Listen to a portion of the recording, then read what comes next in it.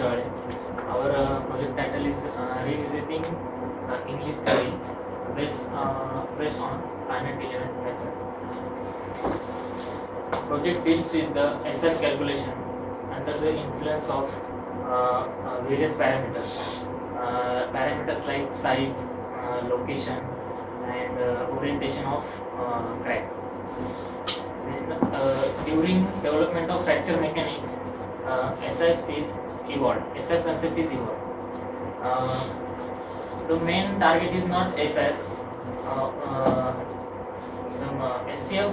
The main target is not SR, but SCF is related with SIF, and we are concentrated with only SCF.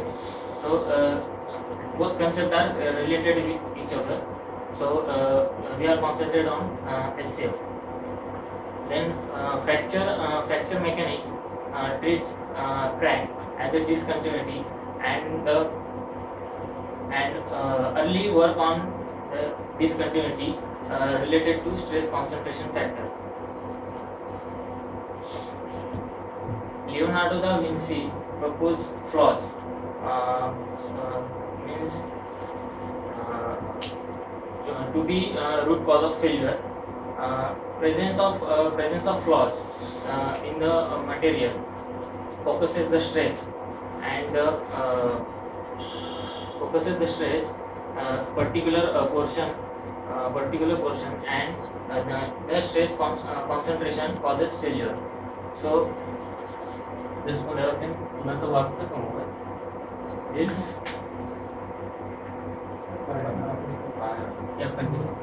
so this concept was extended by English, giving a mathematical formula of stress concentration factor. This is a mathematical model, and this is a mathematical formula. Sigma A is a stress at point A, and then sigma is a applied stress, and rho is radius of curvature of ellipse. Then by stress concentration, calculating the stress concentration factor by Kt is equal to sigma A upon sigma. Then this is a basic geometry of our project. One simple rectangular plate with a circular hole of radius 10 mm. At one end fixed, and another end is loaded by 5 MPa. Then we are doing a basic mesh on this rectangular plate. So we are getting the maximum stress value at this location is 18.78 MPa. So this is not fine meshing. This mesh is not fine meshing. As you are seeing that at this portion is fine meshing, and at the periphery of the circle the various discontinuities are generated.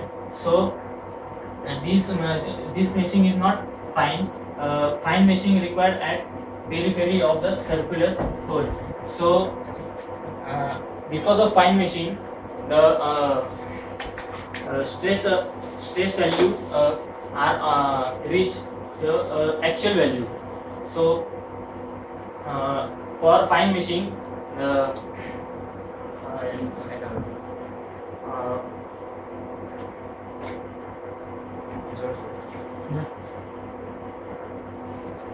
fine meshing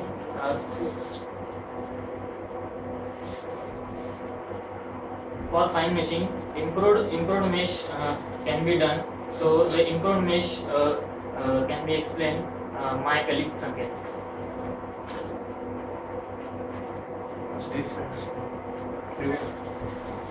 As my colleague Sachin told us that here some discontinuity. There are no discontinuities, but the meshing here is regular meshing, and we can see mesh. The elements are distorted in the periphery of circle. That's why we need this is inadequate meshing. We need improved meshing. Since we are concerned with the stress concentration at the vicinity of discontinuity, Therefore, we model ring shape like this and do the meshing and we get the fine mesh. We can clearly see the difference between this meshing and this meshing, and the elements are not distorted. We get some fine elements and also meshing is fine. Now we move to the procedure how we create ellipse from circle. Firstly, we model a rectangular plate, and then in the center we model circle of radius 1.5 times the radius which we need. Then using the AR scale command in the model file, we generate ellipse from that circle, and then using ASBA command in the model file, we remove that elliptical area from the rectangular plate area. Next one. Now modeling a elliptical ring from previous geometry. Here need of elliptical ring is we need different meshing, that is we need fine meshing in the vicinity of discontinuity. That's why we move towards the modeling of elliptical ring. Now we generate a circular ring in the same rectangular plate whose inner radius is r and outer radius is 1.5 times r. R is the radius which we need. Then again using the same AR scale command in the model file, we convert this circular ring in the elliptical shape. Then this outer line of circular ring match with this ellipse which we have created earlier, and then using the gluing command we can mesh these both areas differently. Glue command, AR glue command in the model file is used to mesh these two areas differently, but the whole geometry consider it as an whole one area only. This is stress convergence graph. These values are not actually from our work. Some values we have taken. We can see here from theoretical real stress value is constant, and ANSYS gives us some fluctuations about the real stress values. In ANSYS, more time the fluctuation is above the real value, but we have to take the conservative side, because if we lie on the risk side, our design is not safe and our design will fail. That's why we have to be on the conservative side. Hence, we need some programming, that is loop program. Next one. Here is the flow chart for if do loop, which we have inserted in the which we have included in the program. You can see the algorithm of the flow chart. Firstly, start, then C is equal to number of refinements. The dialog box will appear in the ANSYS window. It will ask us number of refinements. If you does not mention any number, then it will take C is equal to 0 and the program will exit. And if you enter C is equal to 1, then it move to next block. It assigns some I value is equal to 1. Then first refinement will done. Then next block I is equal to I plus 1. Here I becomes 2, and our included value C is equal to 1. But I is not greater than here I is greater than C. That's why program will exit. Again, if you need some refinement, then you have to enter C is equal to 2. Then it will assign I is equal to 1 only. Refine all. First refinement is done. Then I plus 1. I plus 1 means I becomes 2. Your C is 2 and I is 2. I is not greater than C. That's why this do loop will occur and second refinement will done. Then I is equal to I plus 1. Now our I is 2. 2 plus 1 3. Now I is greater than 3 and the program will exit. Like this, if you need 4 to 5 refinements, then you can execute by entering only the value of how much refinement you need. This is useful for the convergence of stress. This is genuine peak plot. Why we need the genuine peak? As we do the refinements, number of nodes are going to increase. For different number of nodes, we get some values of stresses in y direction. Stress in y direction. Firstly, the stress increases drastically. At some point, it drastically drops down. That point is a peak point, and we can call it as a genuine peak, and we can put this value for our calculation purpose as a maximum stress value. Next, this is a predicted peak. This plot of number of nodes versus stress in y direction. Why we need a predicted peak? if we do not get the genuine peak value, then we have to predict value of stress. Here we can see as we do the refinements, number of nodes are increased, but the value of stress is not dropping down, it is increasing. That's why we have to predict some value which we use for our calculation purpose. Here the procedure for prediction is shown. Firstly, we have calculated the value of stress for near about 4000 nodes. First refinement, this is 35.846. For second refinement, 38.056. Then calculated the difference between both values. Then like this, similarly calculate difference between these two values, these two values, these two values, and check the trend, how the difference is changing. And finally this 1/4 means here 0.999 is 2.8 times lesser than this difference. Here 0.357 is 3.4 is 2.8 times lesser than.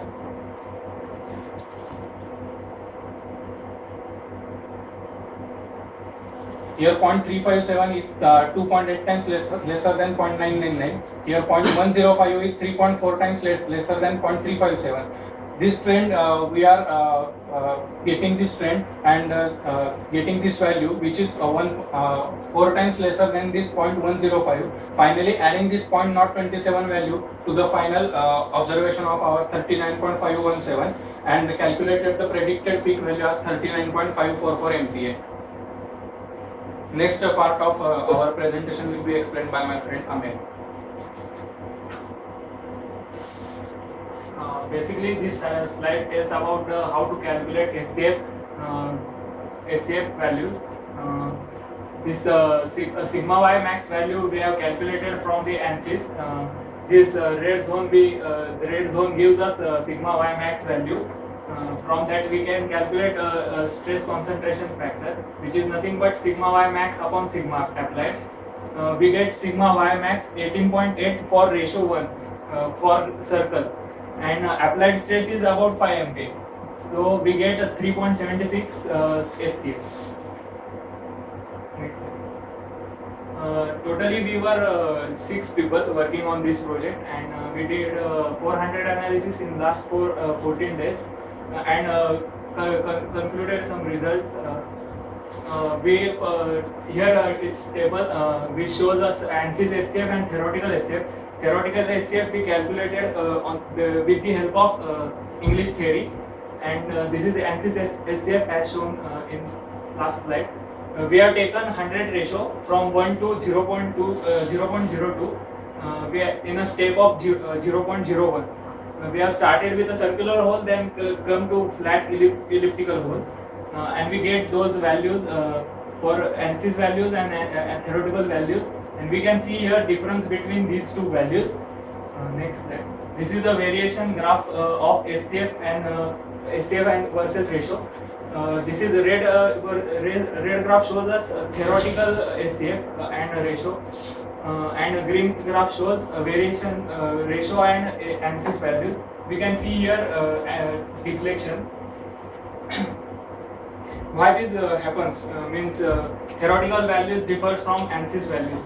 Since theoretical stress values are nothing but engineering stress, which is calculated with the help of formula applied load upon area, and ANSYS stress values are nothing but true stress values, which is calculated with the help of instantaneous areas.